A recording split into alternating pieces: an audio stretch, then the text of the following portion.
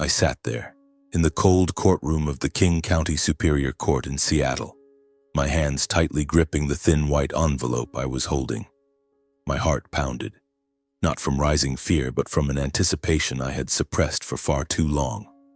I am Christian Barrett, a 36-year-old software designer living in the endlessly rainy city of Seattle. Today was the day of the divorce hearing between me and my wife, Alyssa Crane, and everything seemed to hang precariously over my head. The courtroom grew more crowded than ever, with whispers spreading everywhere like a chilling wind. I sat alone on one side of the aisle with no one beside me for support, no flashy lawyer and no family standing behind me. Just me and this envelope, which I had meticulously prepared during long sleepless nights. Across from me on the other side of the aisle was Alyssa. At 34 years old, she still retained the beauty I had once loved passionately. With long, glossy black hair, sharp green eyes, and a haughty smile that always made others feel small.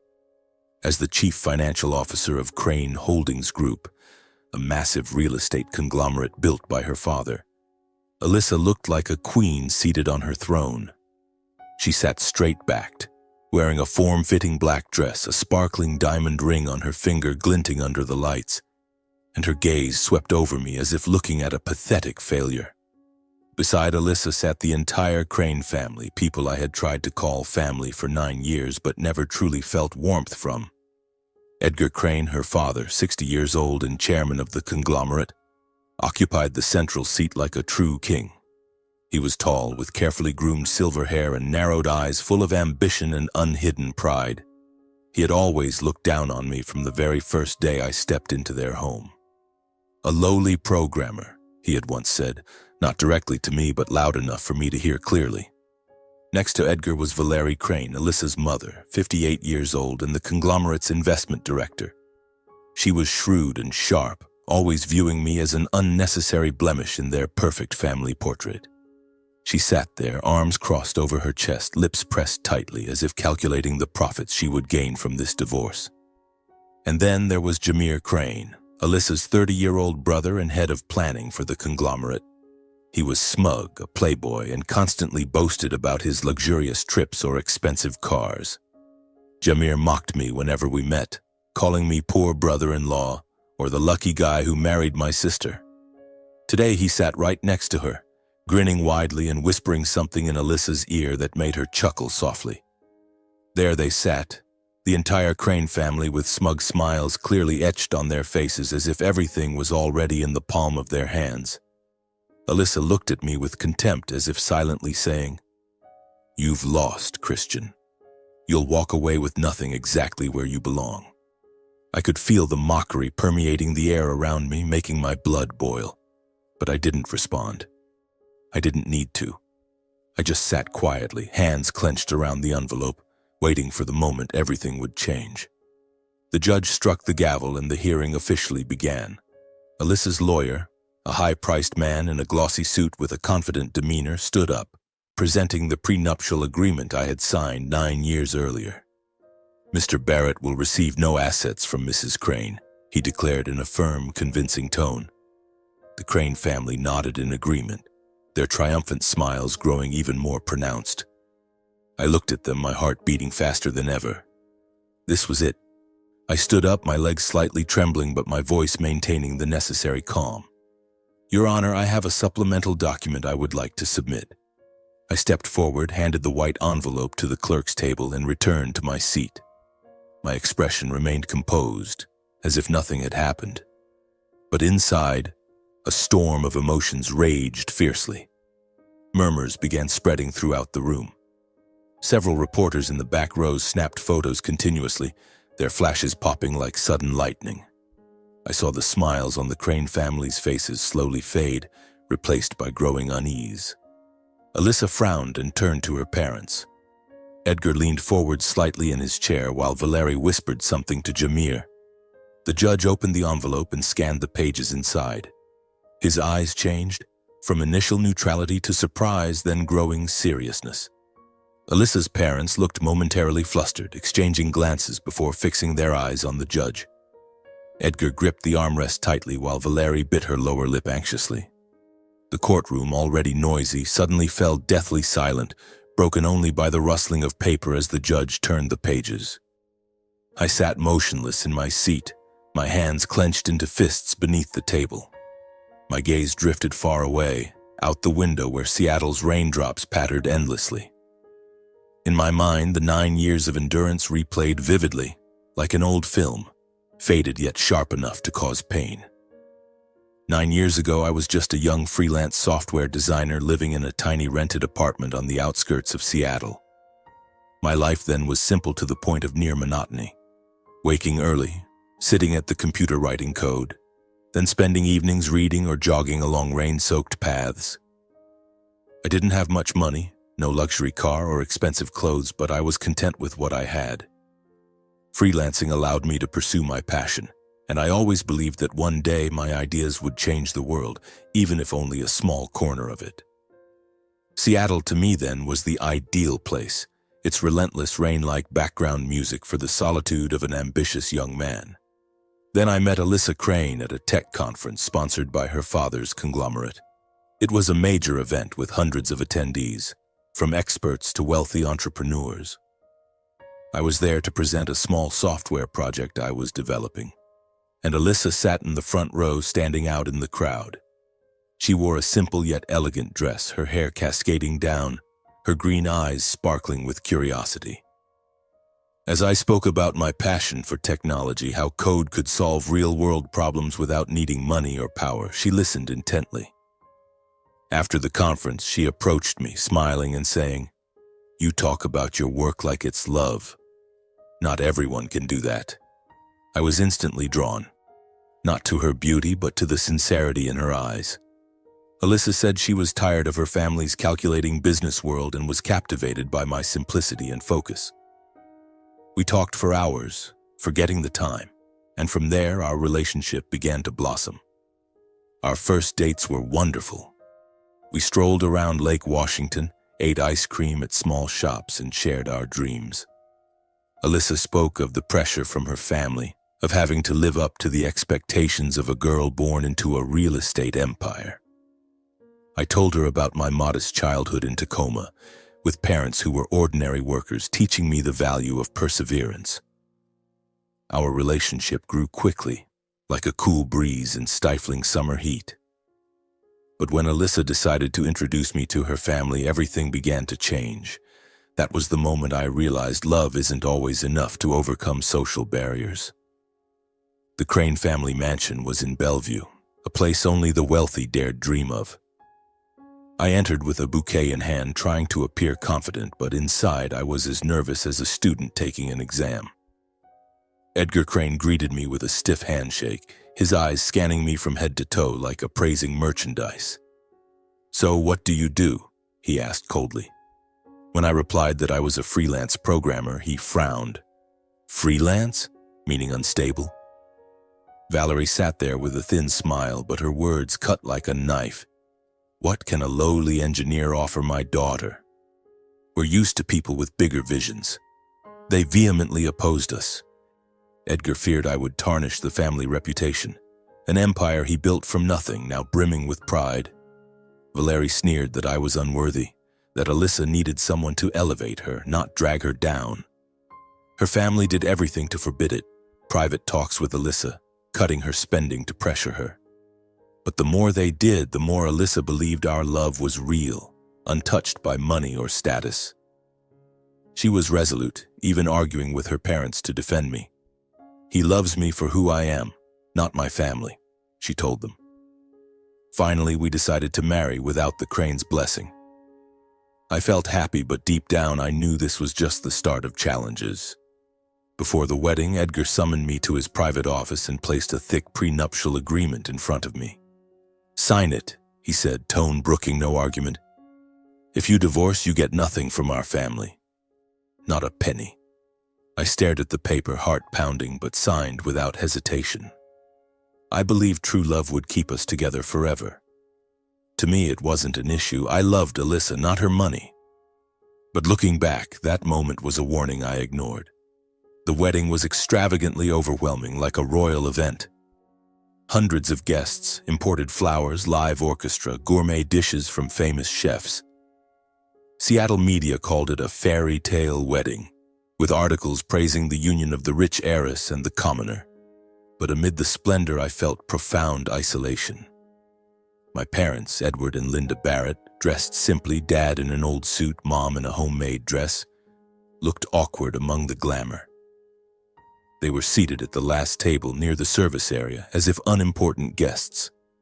I still vividly remember that heartbreaking moment.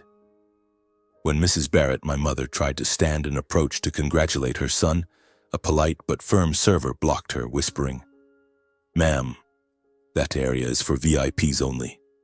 My mother blushed and sat back down, embarrassed. Edgar Crane saw it from afar, glanced once, then turned away, not bothering to introduce my parents to any guests. Valerie whispered to a friend nearby, loud enough for others to hear, "They don't fit the atmosphere here at all." A few wealthy guests chuckled, looking at my parents like an out-of-place spectacle at an elite gala. My heart clenched, but I couldn't act. I didn't want to ruin Alyssa's day.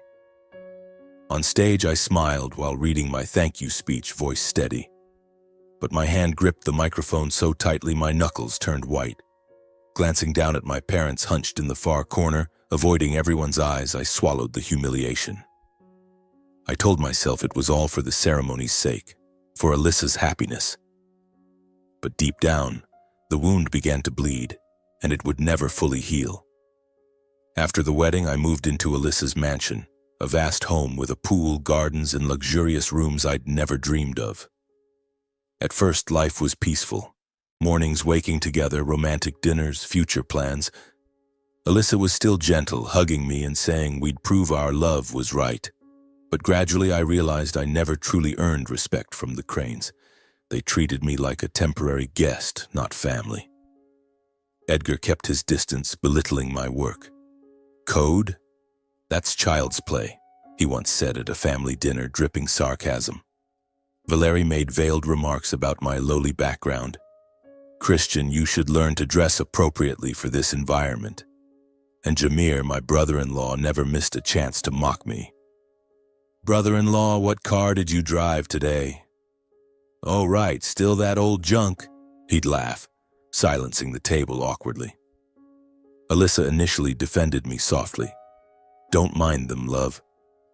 But gradually she changed, learning to stay silent when I was insulted, even laughing along to fit in.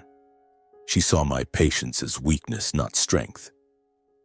"You should push back harder," she once said, but I knew it would only worsen things. At every holiday or family gathering, I became the topic for gossip and jokes at the table. They'd talk about rich acquaintances, then turn to me. "And you, Christian, how's your project? Made $1 million yet?" Jameer led the teasing, and the family laughed, except me. I sat there, forcing a smile, swallowing each bite like swallowing stones. Through it all, I stayed silent, unresisting, trying to keep our daughter, Ely, born 2 years into the marriage, in a complete family home. Eli was a beautiful girl with her mother's smile, the only reason I endured. I didn't want her growing up in a broken home, witnessing parents arguing over status. In those years, I worked relentlessly, partnering with a close friend to develop a new tech app, a smart retail management system. It was the only thing making me feel valued in a world constantly reminding me I was nothing. Late nights while the house slept, I sat at the computer coding, dreaming of the day this project would succeed, proving I wasn't the failure they thought. But deep down, I knew the pain was building, and one day, it would explode. After 6 years of marriage, when Ely turned 4, our life began to change, quietly but noticeably. My wife grew increasingly distant, as if an invisible wall was rising between us.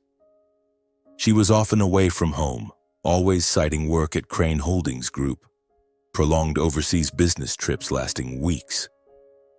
At first, I tried to convince myself it was just job pressure. She was the CFO, dealing with major deals and important meetings.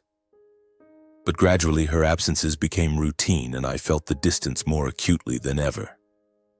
Mornings, I woke alone, brewed coffee for myself, and stared at the untouched side of the bed, Ely, our 4-year-old daughter, often asked, "Where's Mommy, Daddy?" I'd smile and say Mommy was busy but would be home soon.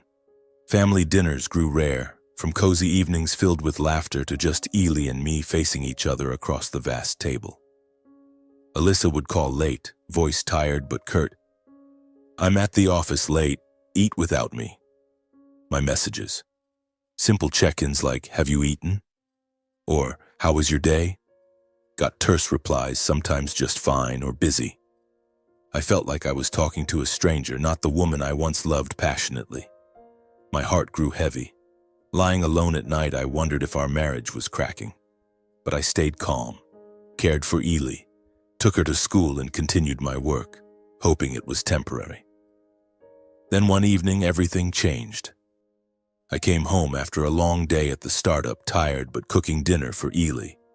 She was playing with toys in the living room, giggling with her favorite doll. Alyssa had texted she was at a conference in Portland and would be late. I tidied her desk, a habit to help her relax, when I found a dinner receipt for 2 mixed in the papers. The receipt was from a fancy lakeside restaurant, dated the same day she claimed to be in Portland. My heart raced. A chill spread from my chest to my limbs. Why dinner for 2? And why not in Portland? Doubt sprouted like a toxic seed in fertile insecurity. I tried to dismiss it, maybe a business partner, but deep down I knew something was wrong. From then on, I quietly monitored her. Not to play detective, but fear gnawed at me daily. I checked her schedule, tracked via the location-sharing app we'd installed for safety. And then, the painful truth.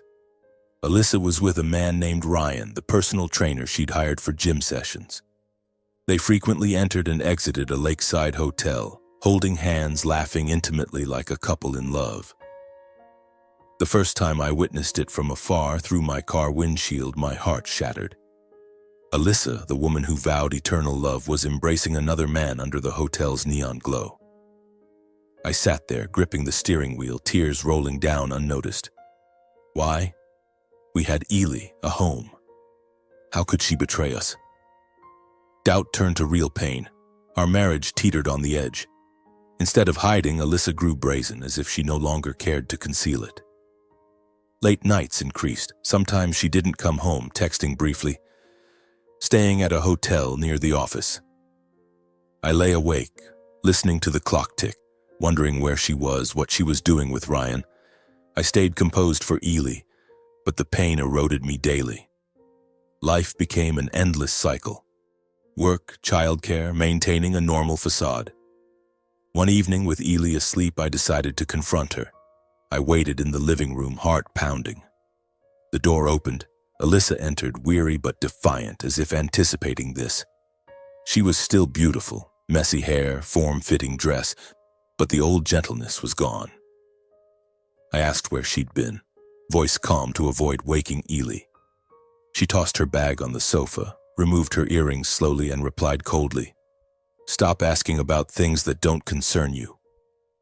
It felt like a slap, but I explained I didn't want to doubt, just understand what was happening to our family. We had Ely. We were once happy. Why this? She turned, smiling contemptuously. "Know your place. Don't try to control me. You have no right."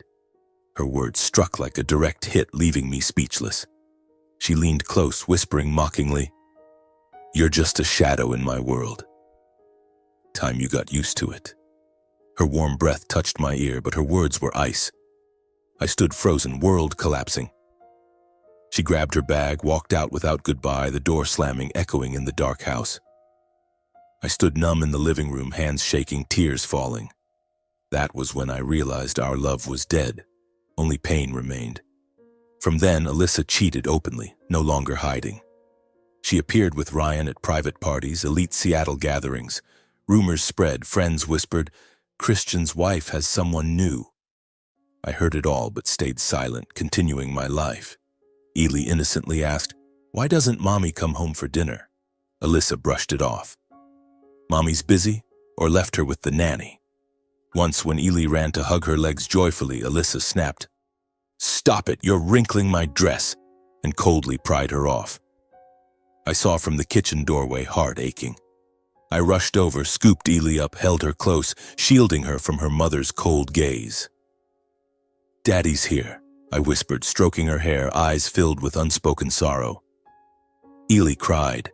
I comforted her all night, wondering why Alyssa had changed so much. I began crumbling silently. Once resilient, I was breaking piece by piece. Days, working relentlessly to keep the startup afloat. Nights, devoted father giving Ely all my love, but outside rumors persisted. His wife has another man. I heard, said nothing. Each day was a repeating nightmare. When Ely slept, I sat on the balcony watching Seattle's silent rain, wondering how much longer I could endure. The simmering pain built. I knew it would explode sooner or later. After many such sleepless nights, I decided I had to act. I couldn't just sit there, letting doubt and pain gnaw at me any longer. I needed an explanation to understand why my wife, the woman who once meant everything to me, had changed beyond recognition. And if not from her, then perhaps from her parents, who had witnessed it all from the start. They were family. They had to know something. Or at least, after 9 years of enduring their contempt, they might offer a shred of sympathy, some advice to save this marriage. I drove to the Crane mansion on a rainy afternoon, hands gripping the steering wheel, heart pounding as if about to burst. The familiar road to Bellevue now felt heavy, each turn a reminder of times I'd come here hoping for acceptance. Rain pattered on the windshield, blurring like the confusion in my mind. I told myself, just talk, Christian. They'll understand. Stepping into the vast mansion, a chill enveloped me. Edgar sat in the living room on a luxurious leather chair, eyes cold as ice. He didn't stand to greet me, just glanced once and looked away as if I were an uninvited guest. Valerie sat beside him, arms crossed, leaning back with a contemptuous smile clearly etched on her face. She wore a silk robe, still sharp and powerful as ever, but her eyes dripped with mockery. Jameer wasn't there, fortunately, but his absence didn't ease the atmosphere. I stood, hands slightly trembling, trying to keep my voice steady as I greeted them. "Hello, Mom and Dad," I said softly. They didn't reply, just nodded curtly. My heart sank, but I stepped in, sat opposite them, and poured it all out.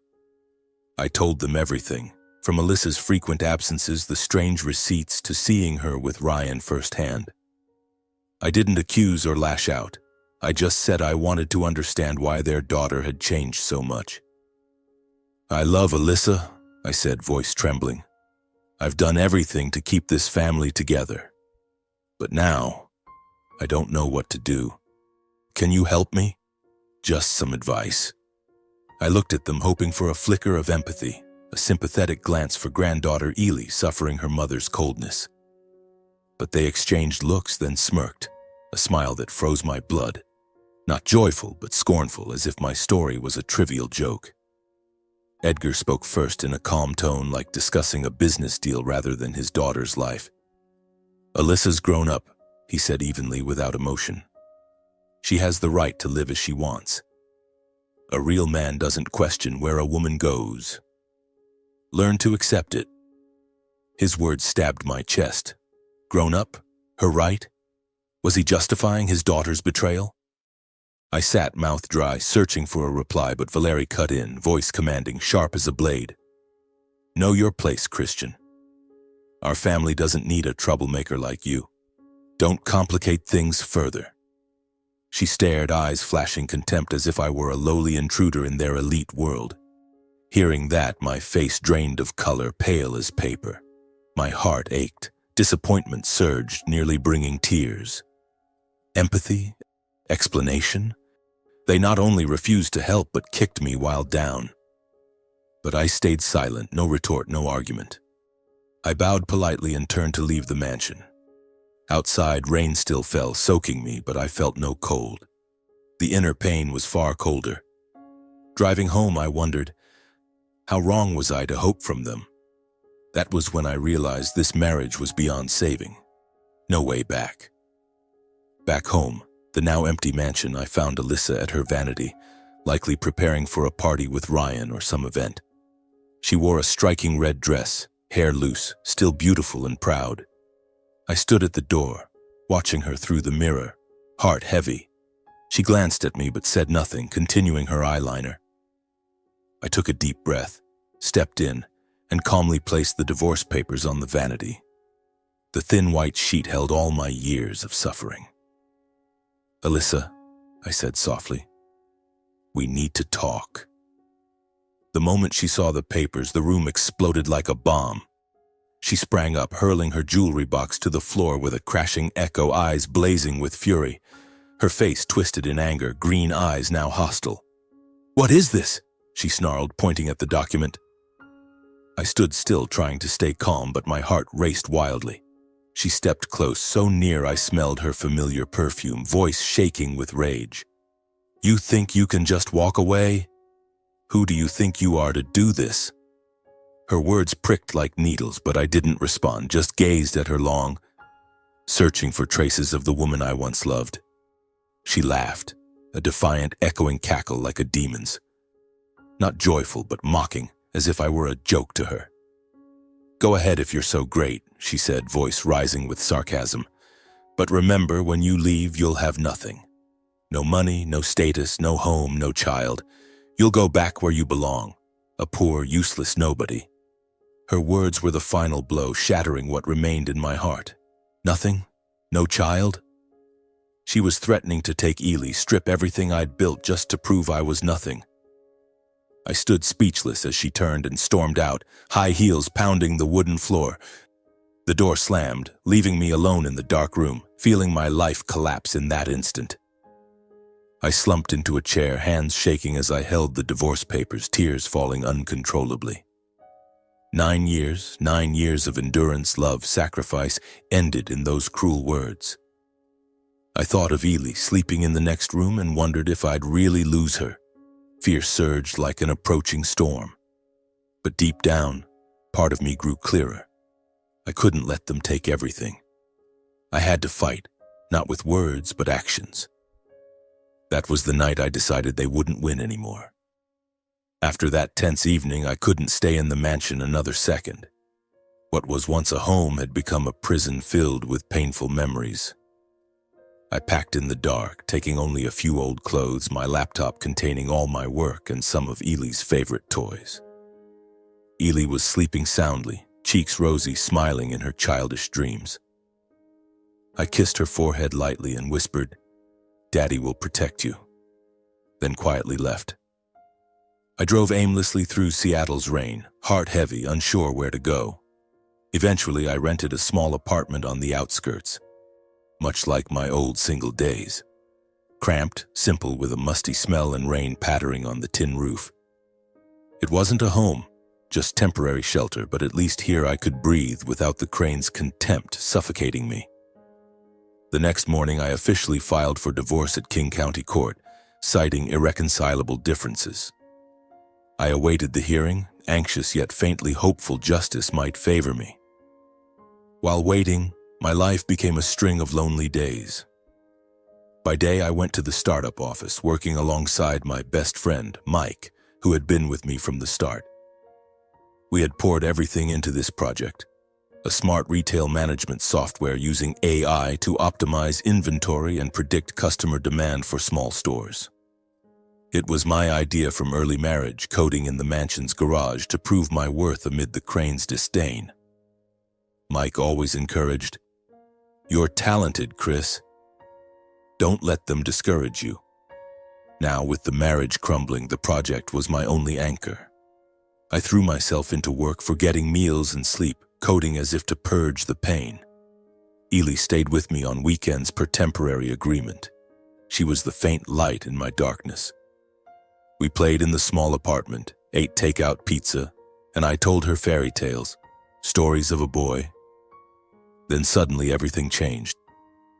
Our years-long startup project received a buyout offer from a major tech conglomerate. They valued the company at $60 million, a figure beyond my wildest dreams. My heart raced when Mike called, "Chris, we did it. They want to buy and the price is higher than expected." We met the team, discussed all night. Finally, we agreed to sell, This was a life-changing opportunity. With my 45% stake, after taxes and splits, I received about $27 million. The amount exploded in my mind, but I kept silent, telling no one. Not Alyssa, not the Cranes, not even my parents. I moved the money to a separate account, invested part in safe funds, and kept it secret like a trump card. They thought I'd leave penniless? They'd soon learn their mistake. Excitement surged. This wasn't just money, it was proof I stood on my own without them. In the following days, I lived simply in the small apartment, eating frugally, focusing on trial preparation. My lawyer, an old friend, advised, "You need to prove you can stably support Ely." I nodded, but in my mind, the $27 million was a secret weapon. I thought of my parents in Tacoma, their old house, and promised myself to buy them something better when this ended. But for now, patience. Seattle's rain fell endlessly, as if weeping for my losses, but I began feeling stronger. No longer the poor, enduring son-in-law. I was Christian Barrett, a man about to reclaim justice. One afternoon, about 2 weeks after filing, I returned to the old mansion to retrieve remaining belongings. Alyssa agreed via cold text. "Come in, but don't touch my stuff." I drove there, heart tightening at the familiar house, once filled with Ely's laughter, now silent like a tomb.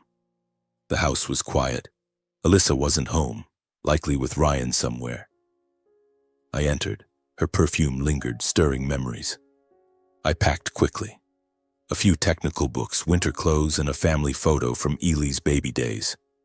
But then I paused, remembering a book we loved from early dating, a romantic novel about love transcending class which Alyssa used to read aloud during lakeside dates. I searched the bedroom, bookshelves, no luck. Sadness mixed with curiosity. Does she still keep it or throw it away? I guessed she might have taken it to her study. She often worked late there with a large wooden desk and garden view. I hesitated but entered. The door was unlocked. The room was dark, only faint sunset light through curtains. The book lay on the desk, pages open as if just read. I picked it up, flipping through, memories flooded back. Early days when Alyssa smiled gently, saying this book mirrored our love story. My heart ached, but I pushed it aside, intending to take the book and leave immediately. Then inadvertently, my eyes glanced under the desk. The small safe Alyssa used for important documents was slightly ajar. A tiny gap, as if she'd left in a hurry and forgotten to close it. My heart beat faster. Why open? She was always careful with this safe, never sharing the code with me. Curiosity and strange intuition made me pause. I knelt, hands trembling as I fully opened the safe. Inside were thick stacks of documents, bank statements, shell contracts, forged receipts, all clearly stamped with Crane Holdings Group logos. I grabbed a few, scanning under the desk lamp. Huge figures, transfers through Cayman shell companies, fake invoices for tax evasion, clear evidence of large-scale money laundering. My heart pounded audibly. Breathing grew ragged.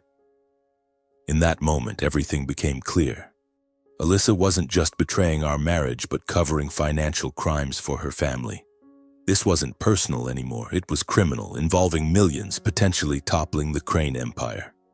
I sat on the floor, hands shaking as I flipped more pages, confirming Edgar and Valeri's involvement with their signatures on contracts. Shock paralyzed me for minutes, but clarity returned. This was an opportunity not for revenge, but justice. I took out my phone, carefully photographing every document page by page, ensuring clarity. The flash lit the dark room like lightning, revealing truth. I rearranged everything exactly as found, left the safe slightly ajar, and exited the room. Stepping out of the mansion, the rain had stopped. Weak sunlight broke through. Anger no longer blinded me, only cold clarity of someone about to expose truth. I drove back to the small apartment, mind racing with plans. Contact the lawyer, prepare the file, await the trial. The $27 million from the startup now meant more. I could hire top lawyers, protect Ely, face the Cranes fearlessly. In the days that followed, I lived in a state of suspense mixed with determination. Each morning, waking in the cramped apartment, I brewed bitter black coffee and sat at the computer reviewing the photos from the safe. The numbers, signatures, shell contracts, all irrefutable evidence of Crane Holdings Group's money laundering and tax evasion. I printed them out, organizing into 2 separate files, a thin one on my personal assets from the startup, proving I wasn't penniless, the thicker one marked with red clips holding the real bombshell. My lawyer, Mr. Thomas, a middle-aged man experienced in complex divorces, shook his head in astonishment. "Christian, are you sure? This isn't just divorce anymore, it's criminal allegations." I nodded firmly. "I'm sure. They've taken too much from me. Now it's time they paid." He agreed to help, and we prepared meticulously, anticipating every Crane reaction. Then the day arrived.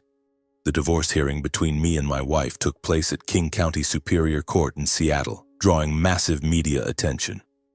Reporters swarmed from early morning, flashes popping, crowding the entrance with mics and cameras.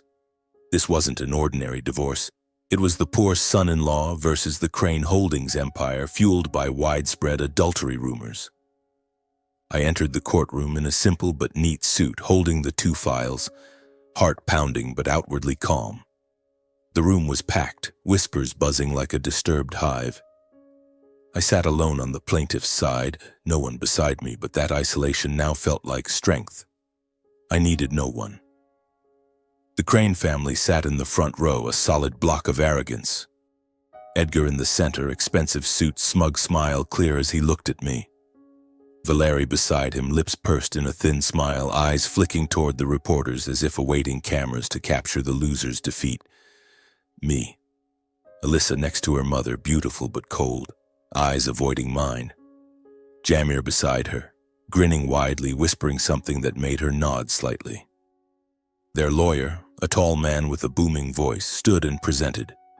He read aloud the prenup I signed 9 years ago, emphasizing each clause. Mr. Barrett receives no assets from Mrs. Crane. The mansion, cars, accounts, all belong to my client. Financial evidence showed everything in Alyssa's or the family company's name. As the final clause was read, Edgar nodded slightly, triumphant smile, convinced it was over. Valerie squeezed his hand, eyes gleaming with satisfaction. They thought I'd lost, penniless, childless, back to square one. Murmurs spread among reporters. I sat still, fists clenched under the table, memories flashing. The wedding where my parents were sidelined, family dinners with Jamir's poor brother-in-law jabs, Alyssa whispering, "You're just a shadow." That pain now fueled cold strength. The judge, an older man with glasses, gavelled, "Now Mr. Barrett's turn."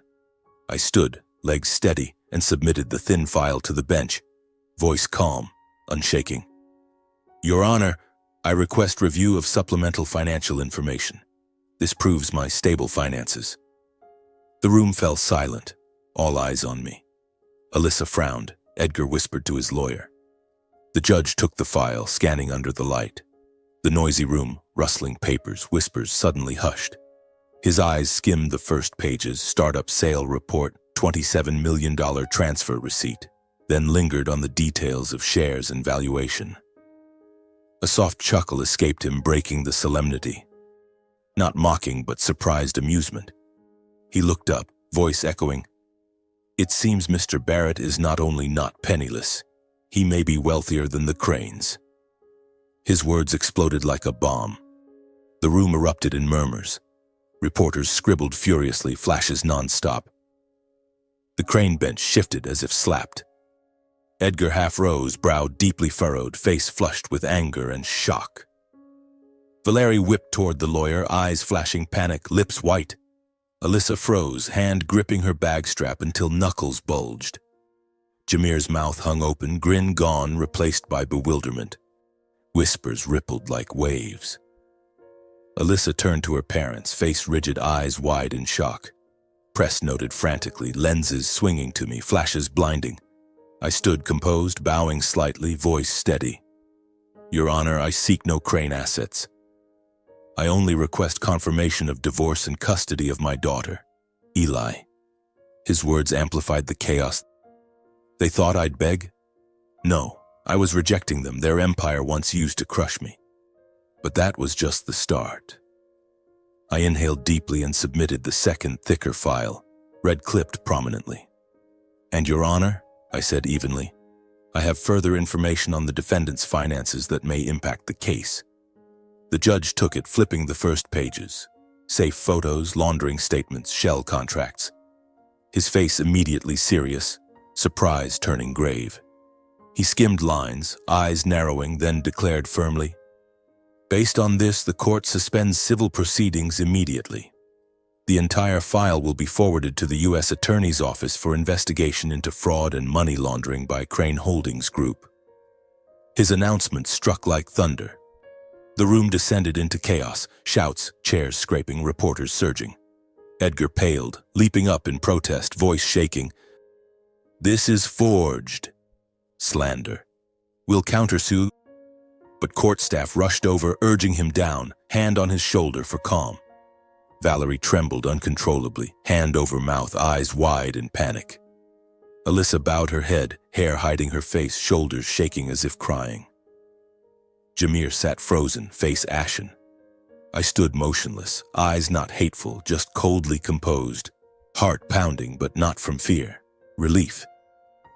As the clerk read the final decision, divorce temporarily granted, criminal probe launched, the press exploded. Reporters bolted out, hot news. Crane divorce turns criminal. Crane Holdings CEO under financial probe. Headlines spread instantly online, phones buzzing nonstop. I stood watching the Cranes leave in disarray, Edgar supported by his lawyer, Valerie weeping silently, Alyssa avoiding my gaze. Leaving court, I walked slowly through the throng of reporters, flashes popping, questions barrage. "Mr. Barrett, how do you feel?" "Is this revenge?" I said nothing, just smiled faintly, feeling for the first time in years. Justice on my side, no further words needed. Just one day after that divorce hearing, everything exploded like a time bomb I had set. Early morning, while warming milk for Ely in the small apartment, my phone buzzed nonstop with messages from friends and the press. The FBI and IRS simultaneously executed search warrants at Crane Holdings Group's headquarters in downtown Seattle. I turned on the TV. Dozens of agents in black jackets with badges stormed the gleaming glass high-rise under morning sun. Employees panicked, papers flying, computers sealed.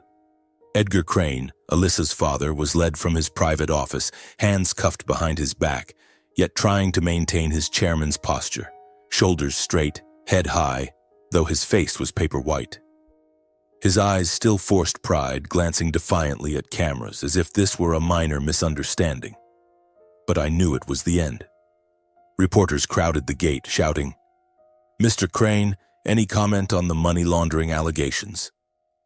He said nothing, stepping into the agent's car, door slamming shut. News erupted across every channel, a flood sweeping Seattle. Headlines screamed, "Crane Empire faces massive money laundering and tax evasion probe" on the Seattle Times front page. From pinnacle to abyss, Crane Holdings raided by FBI after shocking divorce on CNN. Company stock plummeted record low at market open, from $150 to $20 per share, losing over 80% in hours. Partners withdrew funds en masse, canceling contracts. Major California builders sent termination letters. Banks refused further loans.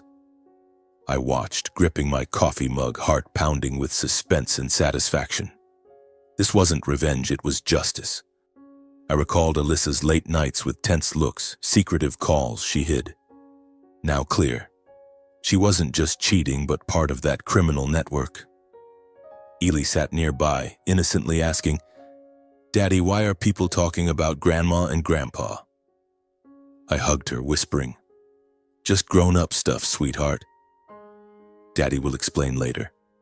Valerie Crane, Alyssa's mother, was arrested soon after at her Bellevue mansion, the vast home I once visited with futile hopes. TV captured her exiting, hands trembling on her bag, forcing a smile before the throng of reporters. The smile was fragile, masking inner panic, eyes darting, shoulders slightly shaking, clinging to her usual sharpness. "Mrs. Crane, are the tax evasion charges true?" a reporter yelled. She said nothing, entering the police car, dark windows hiding her face. Watching on TV, emotions mixed. She once mocked me as superfluous, whispered about my poor background. Now this shrewd, powerful woman faced prison. Meanwhile, Alyssa was summoned to the FBI office. I didn't witness it, but press detailed. She arrived alone, black coat, face hidden by sunglasses. She sat at the interrogation table for hours, weary, eyes sunken from sleepless nights. Shown the documents, my safe photos with her signatures on shell contracts. She stayed silent long, hands gripping the table edge. Then, voice trembling, she offered full cooperation for leniency. I imagined the scene, heart twinging. Alyssa was once my love, Ely's mother, but now part of this collapse. No glee, just sorrow. Ely asked about Mommy. I explained simply, Mommy's handling things, but she loves you. The child nodded, but sad eyes broke my heart. Anticipation grew for the future. Would Alyssa go to prison? Would Ely lose her mother? The investigation lasted 3 months, links unraveling like falling dominoes. FBI dug into Crane Holdings' finances. Cayman shell companies transferring millions to evade taxes. Ghost investment funds in Luxembourg existing only on paper. Money chains through 4 countries, from US to Switzerland, Cayman back via fake contracts. All bore Edgar and Valerie Crane's signatures or orders. He directed, she legalized flows through sham investments. Daily headlines: FBI uncovers another $50 million laundered through Crane Holdings. Stock kept crashing. Employees quit en masse. Offices emptied. I followed remotely via news and lawyer calls.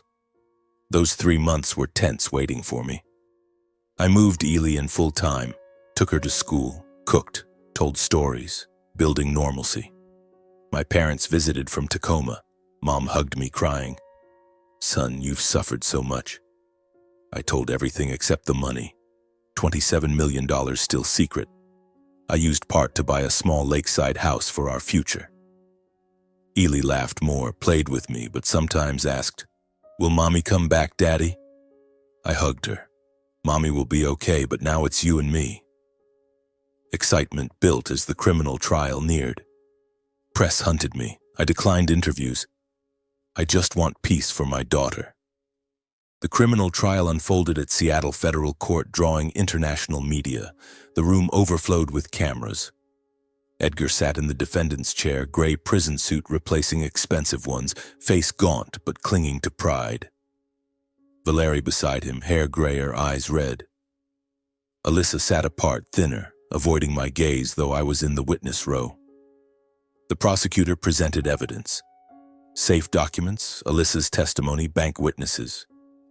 Edgar got 18 years for money laundering, tax evasion, financial fraud. He bowed his head at sentencing, pride shattered. Valerie received 8 years for aiding and legalizing flows.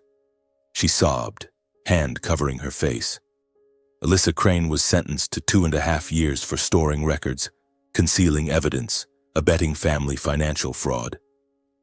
At sentencing, she bowed her head, never looking at me, shoulders trembling. I sat still, heart heavy, no triumph, just closure. Soon after, Crane Holdings Group officially declared bankruptcy. All assets, mansion, cars, accounts, frozen and auctioned for restitution. The once proud Seattle brand collapsed quietly, just brief headlines. End of an empire. Jameer, Alyssa's brother, vanished from the city. Rumors said he fled to Europe with remaining funds. I watched from afar, emotions mixed. They tormented me, but now lost everything. Wedding memories flashed. Edgar turning from my parents, Valerie sneering, Alyssa's faint smile. Now they sat in prison, I was free. My divorce finalized alongside the criminal case. Court awarded me Ely's custody, citing my financial stability and Alyssa's irresponsibility. I rejected any Crane financial claims, not a penny. Receiving the final decree, I stood in the court office, staring at the red-stamped white paper, knowing my life had emerged from the Crane shadow. Tears fell, but of relief. I hugged Ely in the hallway. She smiled. Daddy, ice cream? I nodded, stepping into sunlight, feeling true freedom. A year after that trial, I began rebuilding my life from scratch, or at least from the fragments left after the storm. With the capital from the startup sale, $27 million I had kept secret for so long, I founded Barrett Technologies, a small software company specializing in intelligent data management applications for small and medium-sized businesses. Thanks to my practical vision and clean reputation, a man who overcame a major scandal without criminal ties, the company doubled its initial value in the first year. We secured contracts with local retail chains, then expanded statewide in Washington. Revenue soared from hundreds of thousands to millions as our app helped clients cut costs and optimize data. Ely and I lived in a wooden lakeside house north of Seattle, a peaceful place I bought with part of the startup money. Not lavish like the old mansion, just rustic wood, a sloped roof, small garden, and a view of the shimmering lake. Every morning, father and daughter had breakfast in the cozy kitchen. I poured cereal with milk. Ely sat in her high chair, giggling about school. "Daddy, today I drew a lake picture," she'd say excitedly. I'd smile, stroke her hair, then see her off biking to school, the little path by the lake, breeze carrying pine scent. With earnings from Barrett Technologies and remaining startup funds, I bought my parents, Edward and Linda, a comfortable home in Tacoma suburbs. Not large, but cozy, with a small vegetable garden, spacious living room, and modern kitchen. Things they never had in their hard-working lives. I remember the day I showed them. Mom cried, hugging me tight. "Son, how did you do this?" Dad, the quiet man, just patted my shoulder, eyes red. "You've grown up." Every weekend, Ely and I drove to visit. The familiar road through lush forests. We'd dine around the wooden table. Mom's simple roast, Dad's old stories of my Tacoma childhood. River fishing, perseverance lessons. Ely listened raptly, laughing at Grandpa's jokes. I sat there, feeling simple happiness money can't buy. Family laughter, home-cooked smells, proud parental eyes. This new life flowed peacefully, but one autumn afternoon, with golden leaves drifting outside, everything stirred gently. I was in my small office reviewing Barrett Technologies' new projects, an AI retail trend predictor, when the doorbell rang.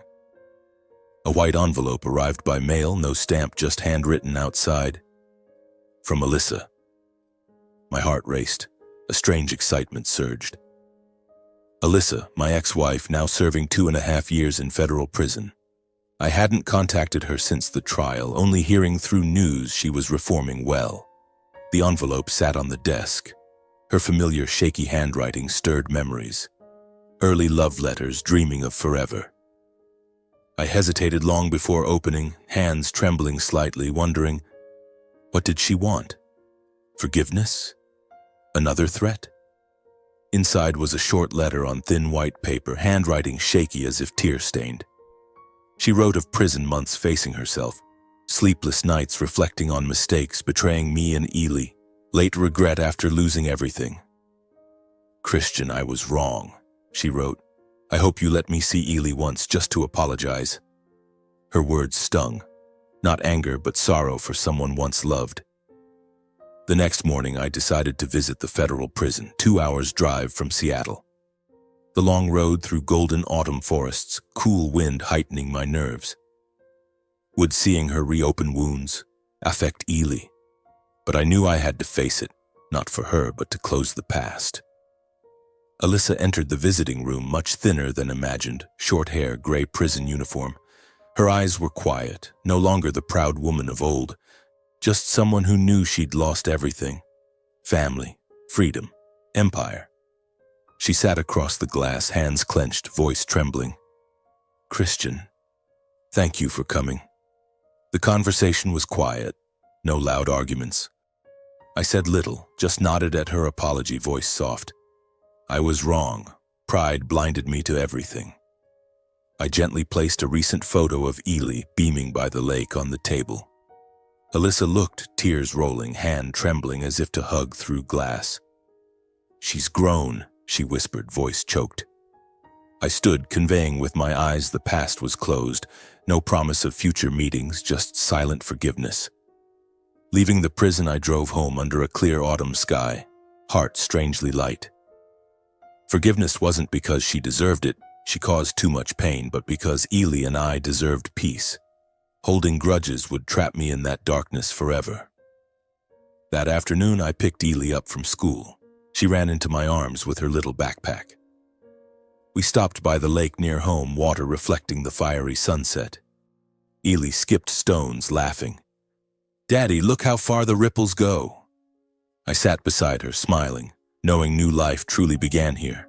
No hatred, just freedom and peace. The sun set slowly, lake sparkling, and I whispered to myself, I did it. 2 years have passed since that trial, and my life has changed completely. But not in the noisy or glamorous way I once imagined. It was a quiet transformation, like gentle waves rippling across the lake each morning. I am still Christian Barrett, a man once pushed to the brink of ruin but who rose again on his own 2 feet. One late year afternoon, as autumn leaves turned golden and a cool breeze began to blow, I drove Ely to Tacoma to visit her grandparents. The familiar road no longer felt heavy as before. No endless thoughts of the past, just soft music from the radio and Ely singing along in the back seat. "Daddy, will Grandma and Grandpa make cookies?" she asked, eyes sparkling. I smiled, stroking her hair through the rearview mirror. "Of course, they're waiting for you." Ely is now 6, taller, more lively, and her smile is the remedy that heals every lingering wound in my heart. We drove through autumn forests, leaves falling like golden rain, and I felt true peace. No more anxious waits for trials, no worries about the future. This was the life I fought for. I realized true victory isn't in defeating someone, no matter how deeply they hurt you. During 9 years with the Cranes, I witnessed the power of wealth and influence, how it crushes others, how Edgar used it to scorn my background, how Valeri wielded sharp words to marginalize me. And when everything collapsed, when the Crane Empire crumbled under the weight of their hidden crimes, I felt no glee. Instead, I understood that real victory is retaining your own kindness when betrayed. I once lost everything, or thought I did. Dignity when treated as superfluous, marriage when Alyssa cheated openly, trust when her parents defended her without a word of empathy. Those collapsing nights in the small rented apartment, secretly tracking Alyssa with Ryan, filing for divorce while threatened with losing my child, all like knife cuts to the heart. But standing alone with only work and Ely beside me, I truly grasped the value of perseverance and character. Perseverance was continuing to code for the startup despite scorn, leading to the $27 million deal they never knew. Character was choosing silence amid mockery, not retaliating with violence or schemes, but with truth.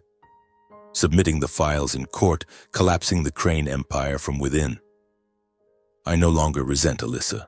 Instead, I feel deep compassion. She was once my love, the beautiful, proud woman I met at the tech conference who insisted on marriage despite family opposition. But she changed, swept into the vortex of money and power, cheating with Ryan, cold to Ely, concealing crimes for her parents. She paid dearly. 2.5 years in prison, losing the empire, losing her daughter. When I visited her in prison, seeing her gaunt face and tears over Ely's photo, I felt no joy, only sorrow for someone who had everything but lost it to pride. I chose forgiveness, not because she deserved it, but for my daughter's peace and my own. Holding grudges would make Ely grow up in darkness, binding me forever to the past.